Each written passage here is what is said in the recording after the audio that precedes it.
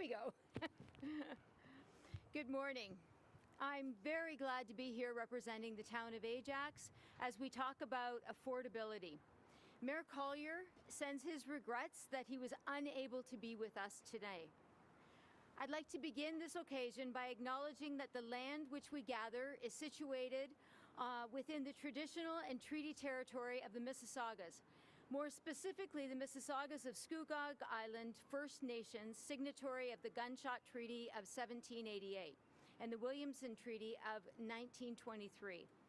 This land is and will continue to be home to the Indigenous people.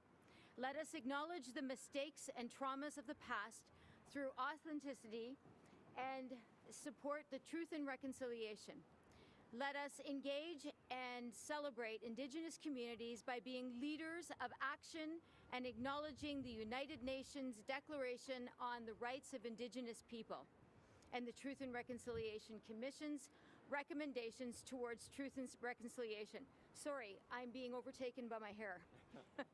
Let us continue with these principles close as we continue towards truth and reconciliation and as we move forward with kindness and respect as a community. Ajax Council and town staff recognize that our residents like people across Canada are feeling the impact of high prices, especially when it comes to housing. That is why Ajax Council is so committed to getting homes built and increasing density.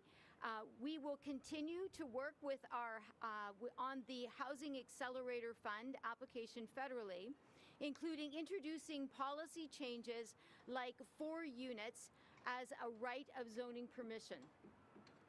We need partnership and participation from all levels of government to meet our shared goals of creating more housing and more affordable housing options. On behalf of the town of Ajax, I look forward to the future collaboration with our local MP. I would like to say, with that, I'm going to introduce Ajax MP, the Honourable Mark Holland. Thank you. Thanks. Thank you so much, Marilyn. It's fantastic to be here today. Prime Minister, it is phenomenal to have you back in Ajax. We're so happy to have you here. I want to acknowledge my good friend and colleague, Ryan Turnbull, Member of Parliament for Whitby and the Parliamentary Secretary to the Minister of Innovation, Science and Industry. Ryan, love working with you here in Durham. Just a phenomenal individual. I also want to acknowledge the presence of Peter Grader, the Chief Financial Officer for Medallion Corporation. Rad Vakuchevich with Medallion, Abraham Bleeman, and I'm going to talk about Abraham in just one second, but I really want to say a huge thank you to Marilyn, who is such a champion for housing and really leaning into what needs to get done here to remove red tape and remove obstacles. I'm sorry Sean can't be with us because your council has really been leaders across the country, and it's such a privilege to represent a community that's doing so much in this area. And Abraham, we had a chance to meet with Abraham and his family earlier, who just welcomed a new grandchild, and to hear the story of some 70 years ago when Abraham came here and began the incredible story of building homes for Canadians and really leaning in. And we know that every Canadian deserves a safe and affordable place to call home. And that's why our government has been taking action to increase the supply of rental housing projects, including here in Ajax. And it's phenomenal to be back here. You know, I was talking with the Prime Minister in 2019 to be here with a $60 million loan from the federal government for the first phase here in Pat Bailey Square to create a center for Ajax and really have a vibrant downtown, and then to be back in 2021 again when we announced $168.5 million to construct 551 affordable units in 2 multi-residential buildings as part of Pat Bailey Phase 2. All of this is part, and I know Ryan, Jennifer, and I are so deeply proud of the work that's being done by our government. $250 million invested since 2017, and so much more to be done. We have a Prime Minister who is taking incredible leadership in the space of housing, who I'm so proud to have with us here today to talk about the essential and critical investments in the fall economic statement, and to talk generally about what our government is doing in the space of housing. Ladies and gentlemen, I present to you the Right Honourable Justin Trudeau.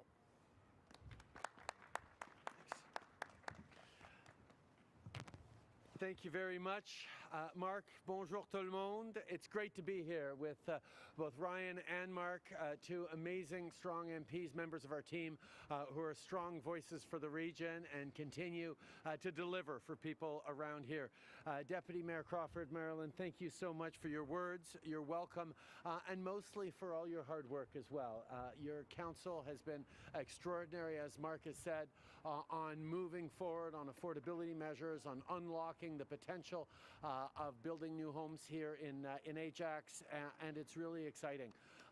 But you know, we're happy to work with you. Mark is incredibly proud of representing this region. As he sits around the cabinet table as our health minister, he is keeping at the forefront the real needs of people, not just in this community, but around the country. Now, as Mark was saying, just behind me on my right, this apartment building at Pat Bailey Square was built with the help of federal loans. And Mark, as you said, you were at that announcement back in 2019. And now, more than 300 people and families have new homes in this apartment. And we continue to build and build even faster. As you can see, there's another project or two being built on my left, where the crane is. And Mark, you were there to announce that one as well 2 years ago. These are all real results for Canadians. And they're great examples that show that the best way to solve housing challenges is to work together. Together with the private sector, like we did here in Ajax with Abraham Bleeman, who's joining us today, President of Medallion Development. I was incredibly touched by his story. Coming here and having people not willing to rent to him because he was starting a family. And he made a commitment that he was going to make sure he was building units for housing in the coming years, and he started in the 50s and is still building them today, all these years later. Thank you, not just for your initiative and for your leadership, but thank you for being the embodiment of the Canadian dream in so many ways, and to all your families. These are real results. But by working in partnership with provincial and municipal governments, Ajax continues to be proactive in pushing new initiatives for housing. Recently, the city approved more measures, including permitting 4 residential units as of right on a single lot. So thank you again, Marilyn, for your leadership, and I look forward to continuing our work together with you and Mayor Collier to build the homes people need. Because whether it's here in Ajax, across the GTA, or anywhere else in the country, the promise of Canada needs to be the same. The promise that every generation can reach even higher than the generation before. Well, as a government, we are focused on securing that promise, and housing is at the center of that work. We're facing a shortage of housing right now, and this is a big reason why prices are just way too high. So we need to build more homes faster. That's exactly what we're doing, for example, with the Housing Accelerator Fund. We're working with provinces and municipalities to remove barriers, to allow more density, to fund affordable housing projects and get permits rolling. The announcements we've made so far through this fund are going to fast-track tens of thousands of homes across Canada over the next few years alone, and tens of thousands more in the years ahead. We need more homes Canadians can buy, and we need more homes Canadians can rent. I just met people earlier who live in the apartment building I mentioned before with affordable units in it.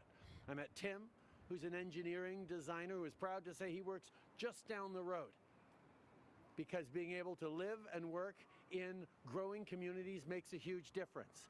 And Yassine, I was proud to say that he not only lives in this building but works in an auto assembly nearby, and was chuckling that it is his wife who has to commute in to Markham every day, but he gets to do work from here. And this is what we need to build, not just have communities like Ajax depend on commuting into Toronto or into large cities, but actually be able to grow and flourish and create strong communities and a strong future right here. And that's what these investments with the Housing Accelerator are all about. These are the kinds of results that we're focused on in creating opportunity for Canadians to grow, live, work, and play in great communities right across the country like Ajax.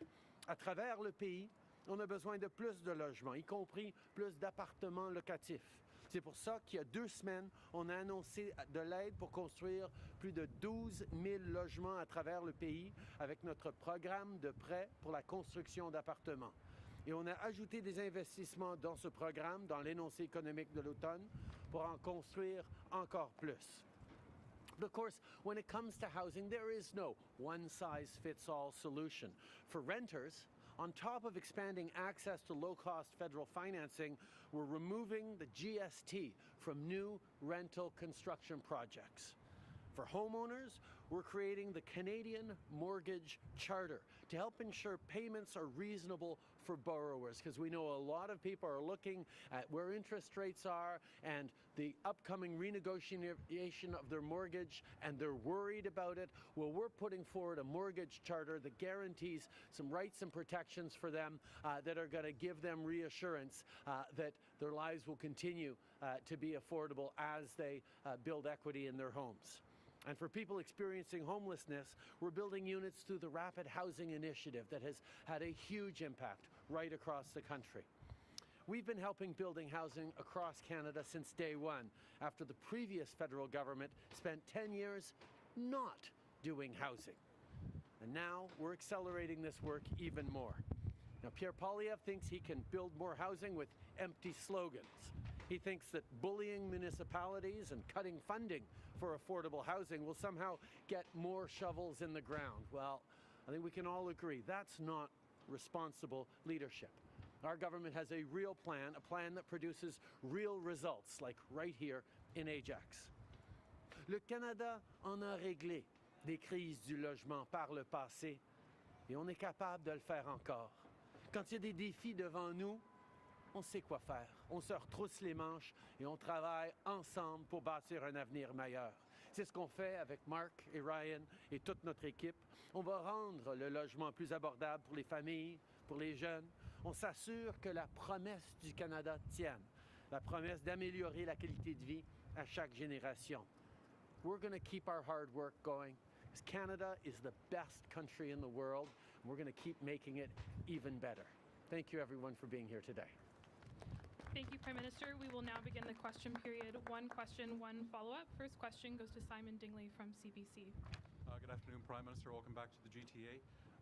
Will the federal government enforce collecting and remitting carbon tax revenues now that Saskatchewan's Premier Moe says he'll stop collecting on natural gas and electricity January 1st? Canada is a country of the rule of law, and we expect all Canadians to follow the law. That applies to provinces as much as it applies to individual citizens. La même réponse en français pour Radio-Canada aussi, s'il vous plaît. Le Canada est un pays de loi, un pays où la règle de droit règne. On s'attend à ce que tous les citoyens et toutes les institutions, y compris les gouvernements provinciaux, obéissent à la loi. Second question, sir. Ontario's First Nations say your government's refusing to negotiate with them over the carbon tax. The Chiefs and now say they want a judicial review. Will you exempt First Nations from the price on carbon or increase rebates for First Nations peoples? In my conversations over the past many years with Indigenous peoples, concerns about a changing environment, concerns about the impacts of climate change has come up again and again. Indeed, Indigenous peoples are some of the leaders in shifting the mindsets towards more long-term sustainable approaches. At the same time, we're walking the road of reconciliation because we know how important it is to support Indigenous peoples as they build the strong, thriving communities and identity that they need. We have worked with Indigenous communities on affordability, on supports, and on the fight against climate change from the very beginning, and we will continue to. En français, sur les jeunes Indigenous, s'il vous plaît. Oui, les peuples autochtones ont toujours été là pour protéger l'environnement, pour lutter contre les changements climatiques, et on a été là pour travailler avec eux et investir dans leur avenir économique, dans leur avenir de communautés fortes. On va toujours être là pour travailler avec eux, pour protéger la planète et appuyer un meilleur avenir pour tous. Merci. Next question. StatCan reports GDP shrank in the third quarter, putting Canada at the brink of a recession. What is your government doing to prepare for a leaner economic outlook next year? Well, we know that Canadians are facing challenging times and have for a long stretch now. That's why we've been stepping up with direct supports for Canadians. More investments in housing to create more supply in affordable housing and bring costs of rents and housing down across the country. We're working with grocery stores to increase competition to make sure that food prices stabilize. We're working with specific groups, whether it's a grocery rebate that has hit 11 million Canadians that helped at a difficult time, to moving forward on initiatives like free dental care for families that can't afford to send their kids to the dentist. Dental care for seniors is about to kick in the coming months. And quite frankly, it boggles the mind that Conservatives continue to stand against dental care for vulnerable Canadians and Canadians who need it. We're going to continue to step up with investments in housing, in affordability, in supporting stronger communities while we fight against increasing impacts of extreme weather events due to climate change. And we're going to do it in a fiscally responsible way. Because we have been so fiscally responsible over the past years, we have room to respond if there is no more to do. We have the lowest deficit in the G7, the best debt to GDP ratio in the G7. The international bond rating agencies have confirmed Canada's AAA rating. We're the third largest economy in the world with a AAA rating after the US and Germany. So we will continue to be there with a responsible plan to invest in Canadians, while the Conservatives continue to propose cuts in services and programs as a way of creating growth, which makes absolutely no sense. We're going to keep investing in housing, in supporting families, in building a better future while we fight climate change. We're expecting the long-promised emissions cap for the oil and gas sector, with provinces openly defying part of your current climate plan. How confident are you that oil-producing provinces will buy into these new restrictions? It doesn't make any sense to anyone that oil and gas the sector should have an unlimited ability to pollute. We are trying to lower emissions across the country to fight climate change, but also innovate with the solutions we need. And it doesn't make any sense that any sector have an unlimited right to pollute. What we are doing is putting a cap on pollution, not production. What we are doing is making sure that we continue to have the energy we need to grow our economy in the short term while we still rely on fossil fuels, but we'll be working to make them cleaner and cleaner and lower emissions. And in the longer term, as we develop the solutions that not just Canada, but the world needs in a net zero economy. Thank you. Last question. Good afternoon, Man Hamidou, the Canadian Press. A group of CSIS officers have told the Canadian Press about harassment at the agency, including officers who say they were raped and sexually assaulted during missions by a senior colleague in BC. Has CSIS lived up to its director's previous commitments to fight harassment in the workplace? These reports are absolutely devastating. They are of deep, deep concern. These allegations are absolutely unacceptable.